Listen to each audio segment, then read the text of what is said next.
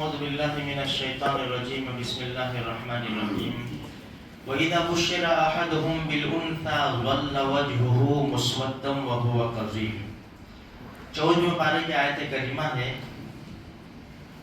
اللہ پاک فرماتے ہیں کہ جب لڑکی کی خوشخبری دی جاتی، ان میں سے کسی کو لڑکی کی خوشخبری دی جاتی تو چہرہ کالا پڑ جاتا اور اندر ہی اندر گھوٹنے لگتا کہ لڑکی پیدا ہوئی. عرب کے اندر بعض خاندانوں میں، بعض علاقوں میں یہ تھا کہ جب لڑکی پیدا ہوتی نا تو اس کا گلا گھونٹ دیتے، وہی مار ڈالتے اس کو، یا اس کو زندہ دفن کرتے. یہ بعض خاندانوں میں یہ رواج ان کا یہ تھا. اللہ کے رسول صلی اللہ علیہ وسلم جب تشریف لائے، بڑی عزت دی عورت کو. یہاں تک کہ عرب کے اندر ایک رواج یہ تھا کہ جب عورت مہینے میں ہوتی، حیض کی حالت میں ہوتی، تو ایک کمرے میں بند کر دیتے تھے اس کو اور کھانا بھی وہاں سرکا دیتے تھے. بالکل بات کرنا، ہاتھ لگانا درکنار. عورت کو کچھ سمجھا ہی نہیں جاتا تھا معاشرے کے اندر. نبی کریم صلی اللہ علیہ وسلم تشریف لائے، عورت کا مقام بتایا، عورت کو عزت دی. الحمدللہ اس کے پاس سے عورت کو عزت ملی ہے. لیکن وہ کہتے ہیں نا کہ جو عرب کے اندر رواج تھا نا، اس کے چھیٹے آج تک پائے جاتے ہیں. آج بھی ہمارے معاشرے میں سب تو وہاں نہیں، لیکن دیکھا گیا کہ بھائی لڑکی پیدا ہوتی ہے تو چہرہ اداس ہو جاتا ہے، لڑکا پیدا ہوتا ہے تو خوشی سے پھول نہیں سماتے. کہ بھائیو یہ اللہ کی دین ہے. ہمارے نبی کے وہاں کتنی بچیاں تھیں؟ 4 بچیاں اور 3 لڑکے تھے. یہ اللہ کی دین ہے.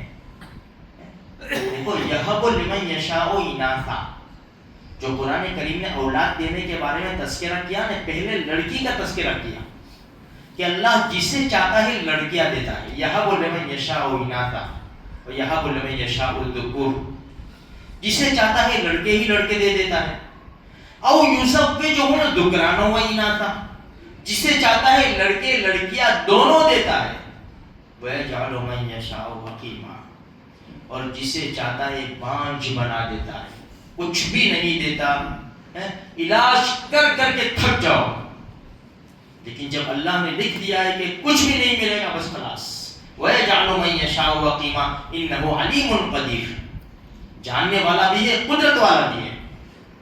تو میرے بھائیوں، ہمارے معاشرے کے اندر بھی اچھا ایک حدیث میں آپ کو سناؤں. نبی کریم صلی اللہ علیہ وسلم نے ارشاد فرمایا، اللہ پاک نے جس کو لڑکی دی، جس کے یہاں بیٹی پیدا ہوئی، اس نے اس کو تکلیف نہیں پہنچائی، کسی بھی لائن کی کوئی تکلیف نہیں پہنچائی، اس کی توہین بھی نہیں کی، اور اس کے اوپر لڑکوں کو ترجیح بھی نہیں دی. سب کو برابر سرابر، یہ بھی میری بچی، یہ بھی میرا بچہ، سب میری آنکھ میں، میری نظر میں سب برابر، سب کا مرتبہ میرے نزدیک برابر ہے. کوئی بڑا چھوٹا نہیں، کسی کو کوئی تکلیف نہیں، کوئی پریشانی نہیں.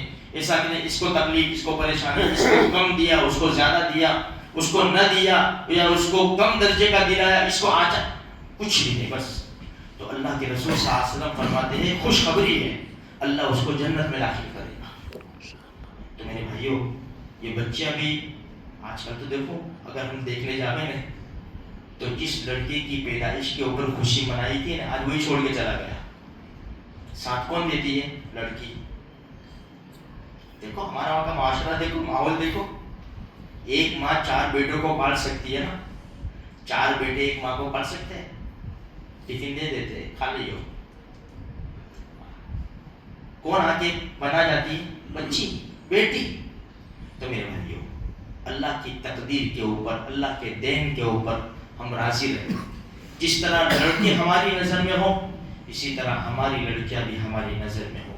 ایک حدیث سناؤ. اللہ کے رسول نے ارشاد فرمایا، جب تم کسی کے لیے لاؤ نا، لاؤ تو برابر برابر لاؤ، لیکن دو کس کو پہلے؟ لڑکی کو۔ دینا سب کو برابر ہے، لیکن شروعات کس سے کرو؟ لڑکی سے کرو۔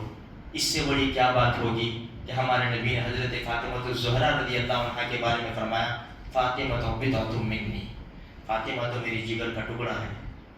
میرے بھائیو، بس اللہ تبارک و تعالیٰ جس طرح ہم لڑکوں سے پیار کرتے ہیں، لڑکیوں سے بھی اللہ اسی محبت نصیب فرما لے ہمارے پورے معاشرے میں۔ ایسا نہیں، بعض جگہ ہوتا ہے ایسا، سب جگہ، اکثر جگہ تو الحمدللہ نہیں ہوتا، بعض جگہ کبھی ایسا ہو جاتا ہے۔